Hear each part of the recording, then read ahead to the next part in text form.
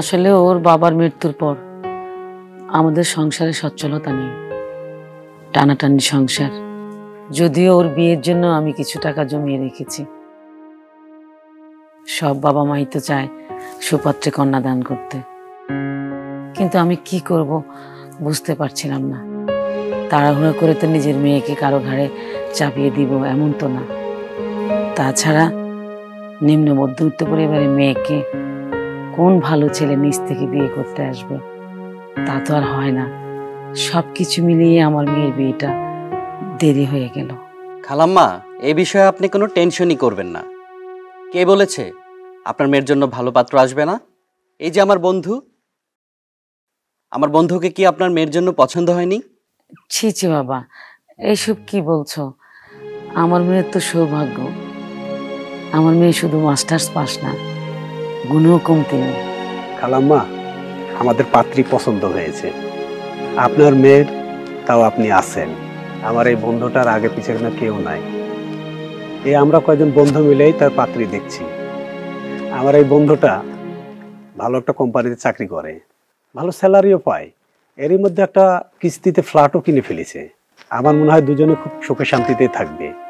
তাহলে আর দেরি কিসের? একটা ভালো দিন দেখে তোমরাই সব ঠিক করে ফেলো। খালা, আপনার যদি আপত্তি না থাকে আজকেই একটা কাজী ডেকে ওদের বিয়েটা পড়িয়ে দিতে চাই। এত ধুমধামের কি আছে? আপনি চাইলে আজ থেকে হবে ওদের সংসার। আচ্ছা, আমি তাহলে আমার মেয়ে তিস্তার সাথে একটু কথা বলে আসি।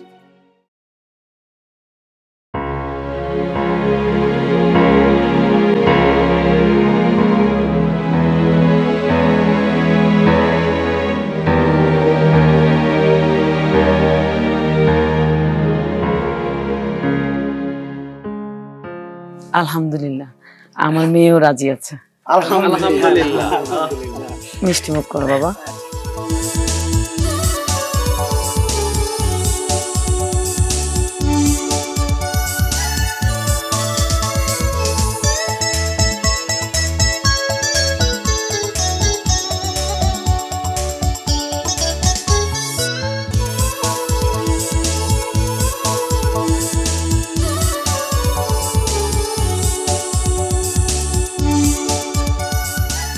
আপনার নামটা বলেন। মোহাম্মদ ফয়সাল আহমেদ।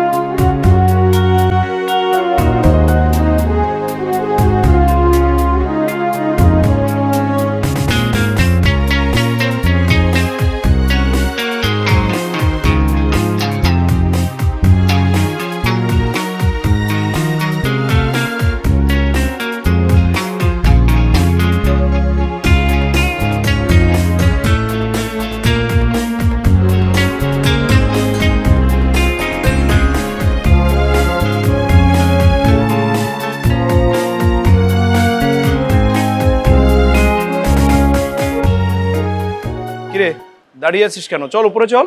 না বন্ধু, আজ আর আসবো না। তবে ভাবি, মাঝে মধ্যে এসে কিন্তু ঠিকই জ্বালাবো, তখন কিন্তু বিরক্ত হলে চলবে না। Thank you. ওকে বন্ধু, আসি। ওকে, দেখা হবে। আল্লাহ হাফেজ।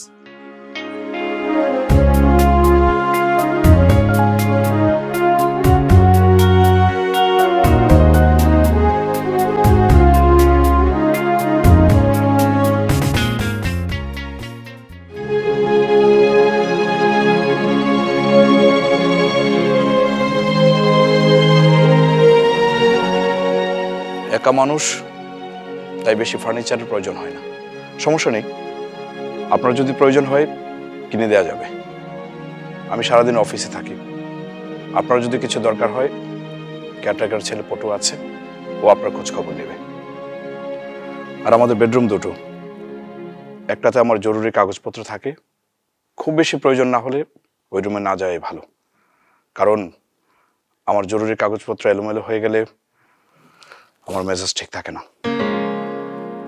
কথাটা মনে রাখেন।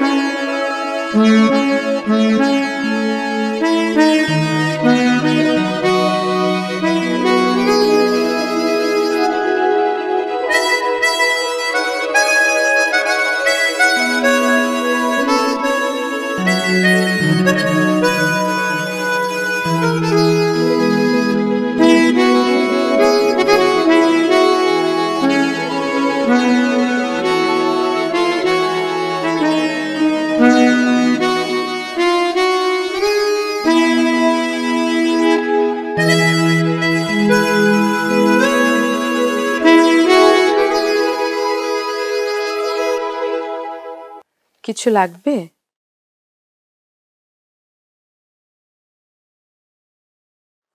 আপনি কি খুব ক্লান্ত? না। আপনাকে চা দিই?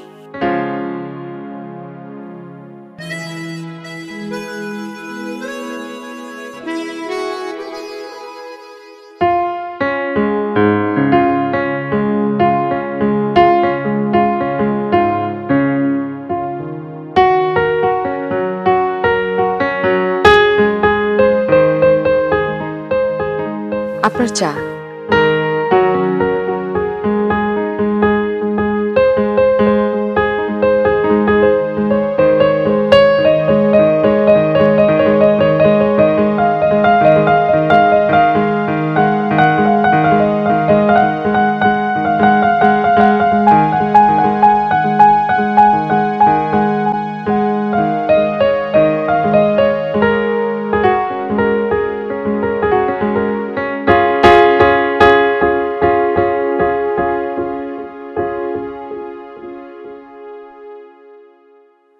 চা ভালো হয়নি?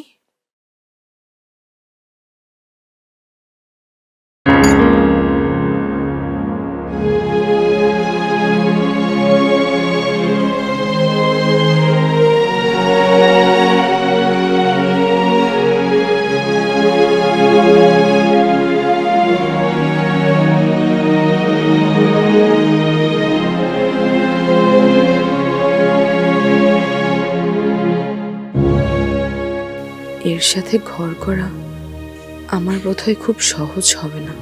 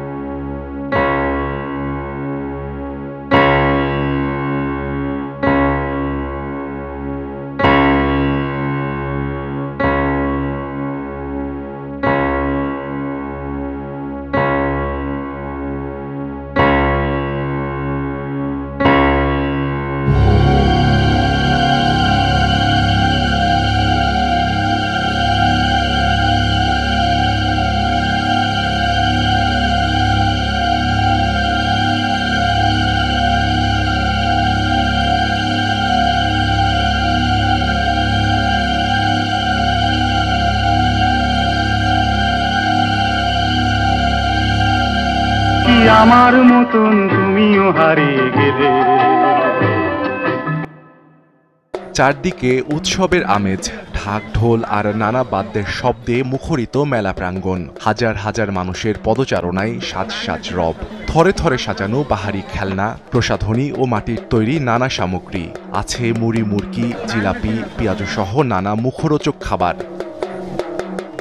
প্রিয়জনকে সঙ্গে নিয়ে অনেকেই ঘুরে দেখেছেন মেলা, কিনছেন পছন্দের জিনিসটি, কেউ বা চড়ছেন নাগরদোলা সহ বিভিন্ন রাইডে, উপভোগ করছেন গ্রামীণ বিনোদন। বড়দের হাত ধরে আসা শিশুদের যেন আনন্দের সীমা নেই, সবখানেই ভিড় লেগেই আছে। আপনি রোজ খবর দেখেন? আলতা, প্রসাধনী, মুড়ি মুরকি, জিলাপি সহ নিত্য প্রয়োজনীয় পণ্যের পসরা বসিয়েছেন। বাড়ির কাছে মেলা, প্রতি বছরে মেলা হয়, প্রতি বছরই আই। আপনি আমার কথা শুনতে পাচ্ছেন? মামাতো বোন ওরাকে নিয়ে আসলাম, বাবুর জন্য কিছু কি হেলাকাবতি কিনলাম। আমার কথা বলতে ভালো লাগে না।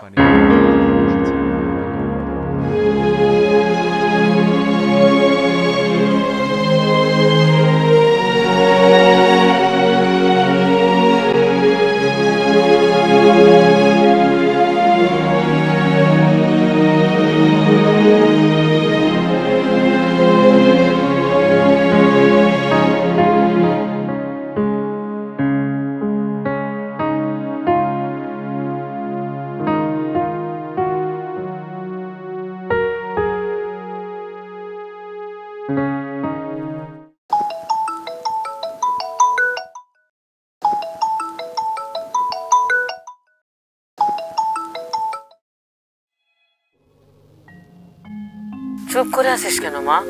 কথা বল। কি কথা বলবো মা? সংসারের কথা বলবি, সম্পর্কের কথা বলবি। কোনো সম্পর্কই যে নেই মা। স্বামী স্ত্রীর মাঝে যে সম্পর্ক হয় তেমন কোনো সম্পর্কই নেই। ধৈর্য ধর মা, ধৈর্য ধর। সংসার সুখের হয় রমণীর গুণে। আর রমণীদের সবচেয়ে বড় একটা ব্যাপার হচ্ছে ধৈর্য ধরা। একটা বাচ্চা কাচ্চা হলে সব ঠিক হয়ে যাবে মা। আচ্ছা রাখি মা। Hello hello.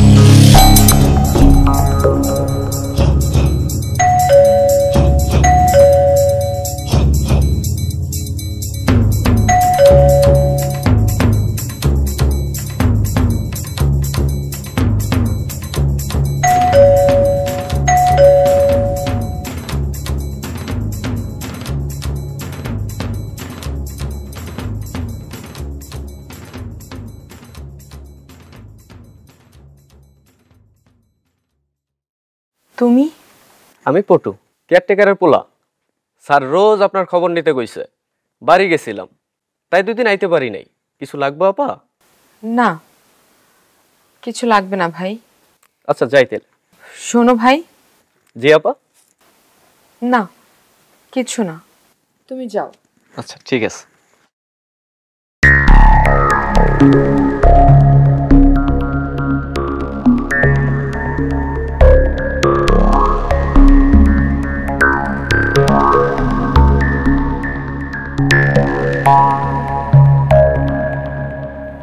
শোন, চাটা খাই, তারপর মিলা ঘুরবো না। হ্যাঁ হ্যাঁ ঠিক আছে, ঘোরা যাবে। বাবা মজার চা খাইলেই বুঝবে। হ্যালো হ্যালো নিয়ে যা।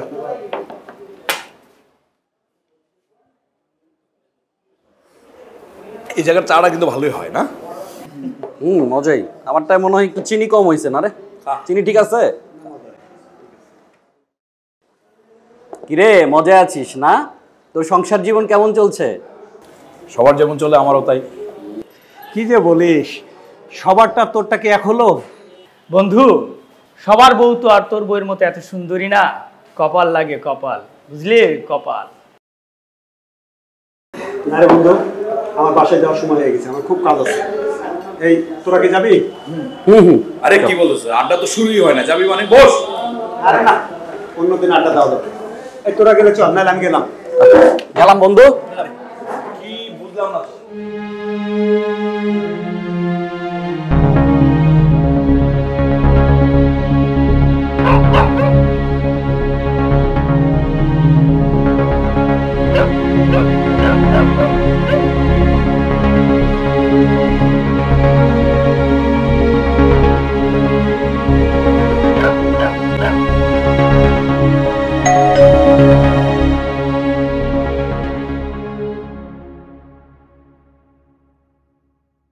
বলছিলাম আগামীকাল আপনার বন্ধুদেরকে বাসায় দাওয়াত দিয়েন, সবাই একসাথে খাবো।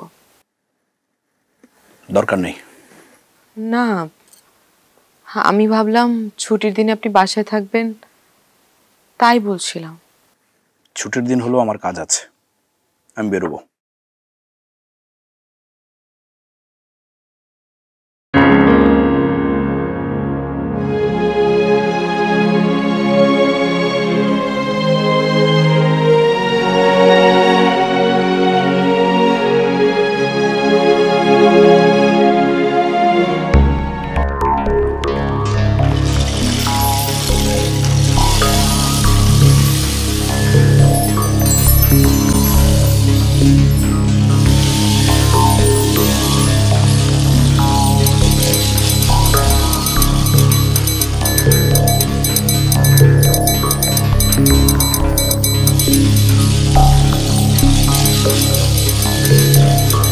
কিছু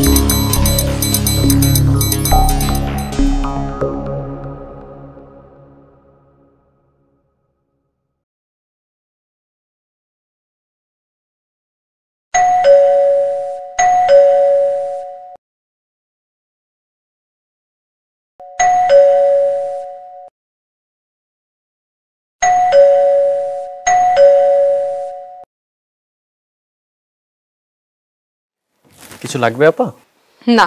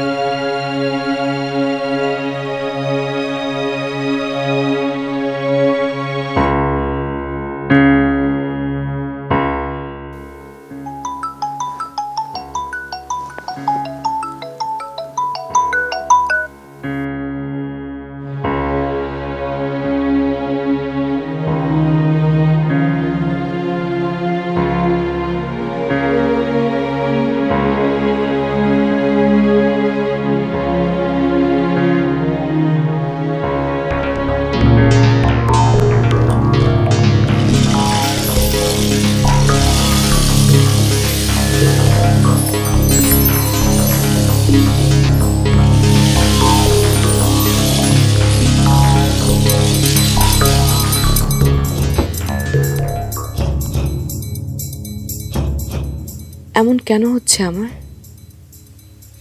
একই স্বপ্ন কেন বারবার দেখছি আমি? এটা কি কোনো অসুখ, নাকি এমন হতেই পারে?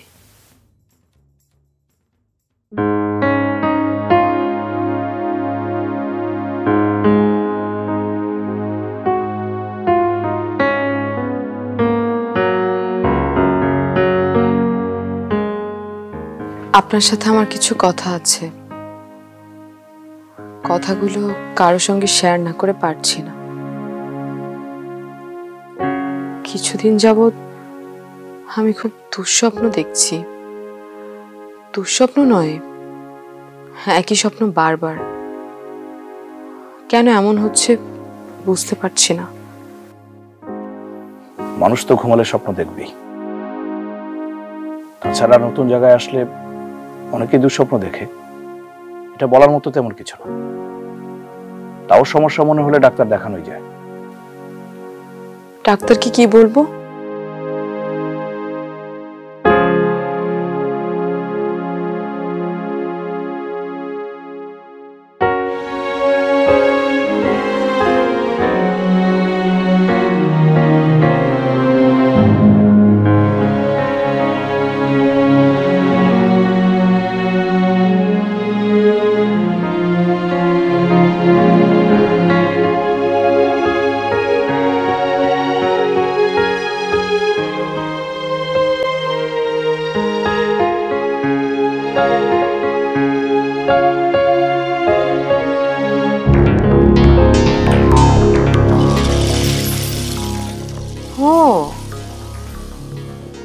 তাহলে সেই গাছটা, যে গাছটা আমি স্বপ্নে দেখছিলাম। আমি তো শুধু শুধু তোকে দেখে ভয় পাচ্ছিলাম। যদিও স্বপ্নে দেখা হাত আর চুড়িটা আমার না। স্বপ্ন আর বাস্তব তো কখনো এক হয় না, তাই না? কথা বল, কি কথা বল।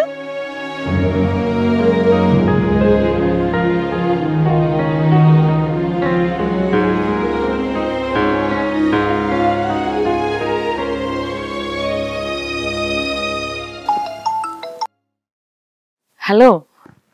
হ্যালো মা, কেমন আছো তুমি? মারে, এতদিন পর মনে পড়লো আমার কথা। তোর সাথে কথা না বলে বেশি দিন থাকতে পারি বল? নতুন সংসার, বোঝোই তো মা, কত রকম কাজ। সংসারটা মনের মতো করে বুঝিয়ে নে, তারপর আমি দেখতে আসব। মা, আমরা তোমাকে গিয়ে নিয়ে আসবো। আচ্ছা ঠিক আছে।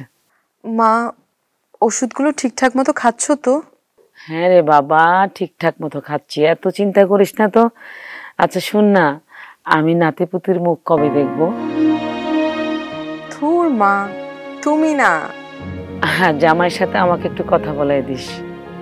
আচ্ছা মা, ঠিক আছে, এখন রাখো। আচ্ছা ঠিক আছে।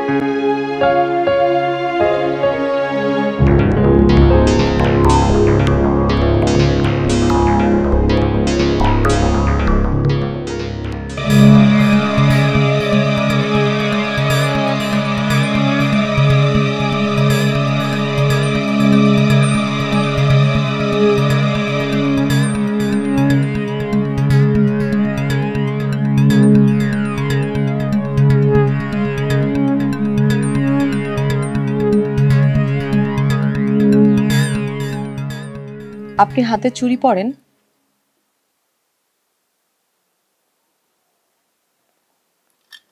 আমার বেশ কিছু চুড়ি হাতে বড় হয়, তাই ভাবলাম আপনি যদি পরেন আপনাকে দেব। আমার দেবার মতো কেউ নেই তো। আমি কিন্তু রসিকতা একদম পছন্দ করি না। বুঝলাম, আপনার সঙ্গে রসিকতা করা যাবে না।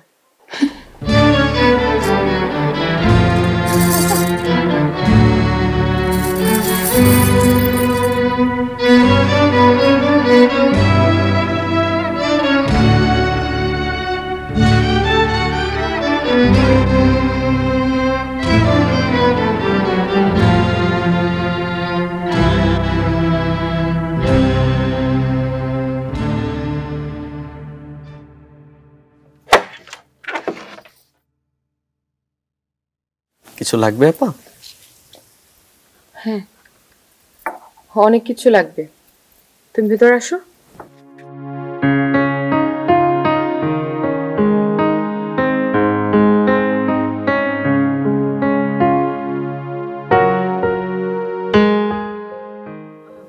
বসো না, বসো। আরে বাবা বসো। আচ্ছা ভাই, তুমি এখানে কতদিন ধরে আছো? বিল্ডিং হওয়ার পর থেকেই আপা, 3 বছর হয়েছে। আমার আব্বা এই জায়গার কেয়ারটেকার, আর আমার কাজ হয়েছে কারো কিছু লাগবে কিনা তার দেখাশোনা করা আর সবার বাজার সদাই করা। তার মানে সবার সবকিছু তুমি এনে দাও? হ্যাঁ, খালি নামেই না, কামেও আমি পটু। তা তো জানি। আচ্ছা বলো তো ভাই, ওই মেয়েটার গাছগুলো কোথা থেকে এনেছিলে তুমি? কোন মাইয়াটারে? আর কিসের গাছ? আমাদের বারান্দার গাছ। আসলে আমারও গাছ খুব পছন্দ, আমারও কিছু গাছ দরকার এরকম। কি কোন এসব? তুমি ভয় পেও না, আমি সব জানি। তোমার স্যার আমাকে সব বলেছে। স্যার আপনারে কইছে? না হলে এই গাছের কথা, মেয়েটার কথা আমি কি করে জানলাম? তাও ঠিক। তবু আপা স্যারের লগে কথা না কয়ে আমি এইসব কিছুই কইতে পারবো না, স্যারের নিষেধ আছে। ঠিক আছে, আমি না হয় মেয়েটার কাছ থেকেই জেনে নিব। তারে পাওয়া যা সম্ভব না আপা, আপনার আসলে কিছুই লাগবে না আপা। আপনি আমার থেকে কথা বাইর করতে চাইছিলেন তাই না আপা? অত সোজা না, অত সোজা না আপা।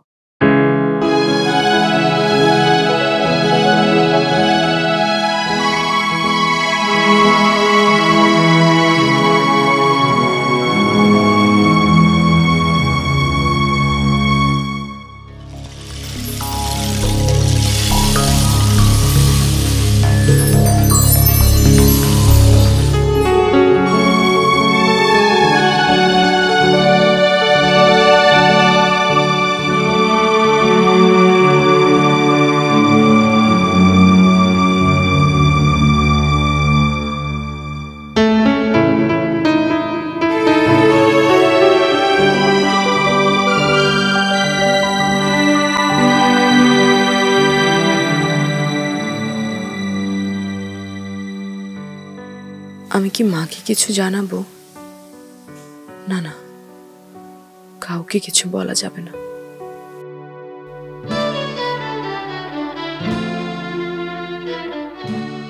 একজন জীবিত মানুষের যে কোনো সময় ফিরে আসা সম্ভব, তার কাছ থেকে সবকিছু জানতে পারা সম্ভব, কিন্তু একজন মৃত মানুষের কাছ থেকে কোনো কিছু জানতে পারা অসম্ভব।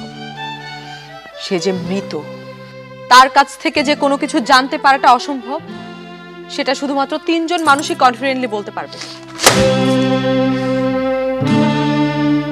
আর সেই 3 জন হলো, 1 যে খুনটা করেছে, 2 যে খুনের চাক্ষুষ সাক্ষী হিসেবে থেকেছে, 3 যে খুনটা করতে সহায়তা করেছে অথবা লাশটাকে সরিয়ে ফেলেছে। এসবের মানে কি? পটু আমাকে বলেছে, না হলে আমি কি করে জানলাম? এখন আপনি আমাকে বাকিটা বলুন, আমি শুনি। আমার সাধারণ জ্ঞান বৃদ্ধি হোক। আমি কার সঙ্গে সংসার করছি সেটুকু জানার অধিকার অন্তত আমার আছে। কি জানতে চাস তুই? কি জানতে চাস তুই? আমি আমার প্রেমিকাকে খুন করেছি। কেন করেছি সেই কৈফিয়ত কি তোকে দিতে হবে? তোকে দিতে হবে সেই কৈফিয়ত। সে আমার প্রেমিকা ছিল, তাকে আমার বিয়ে করার কথা ছিল। এই বাসায়, এ বাসায় মাঝে মাঝে আসতো, এ বাসায় থাকার কথা ছিল তার। কিন্তু একদিন কথা কাটাকাটি করার কারণে আমার মেজাজ খারাপ হয়ে যায়।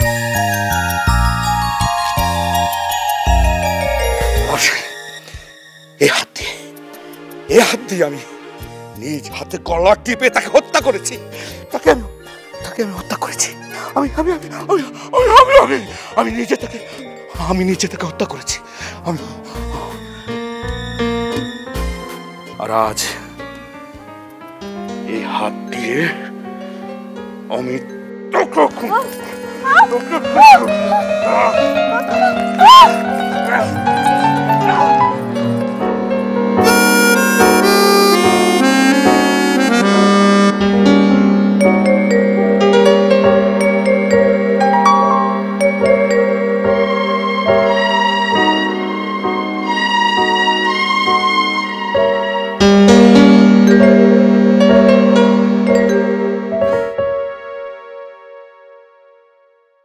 আজ রাজধানীতে উঠে এসেছে চাঞ্চল্যকর এক খুনির খবর। প্রাক্তন প্রেমিকাকে হত্যা করেই সেই ফ্ল্যাটে সংসার করছিলেন বর্তমান স্ত্রীর সাথে। মধ্যবয়স্ক এই খুনির নাম ফয়সাল। তার বর্তমান স্ত্রী নিজের মোবাইলে রেকর্ড করেছেন স্বামীর এই জবানবন্দি, যা তিনি পরবর্তীতে থানায় জমা দিলে পুলিশ গ্রেফতার করেন ফয়সাল ও তার সহযোগীকে।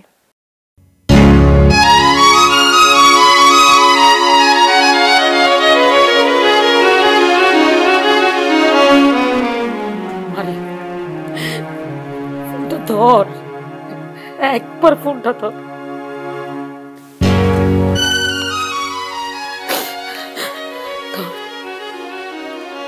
ফোনটা ধর।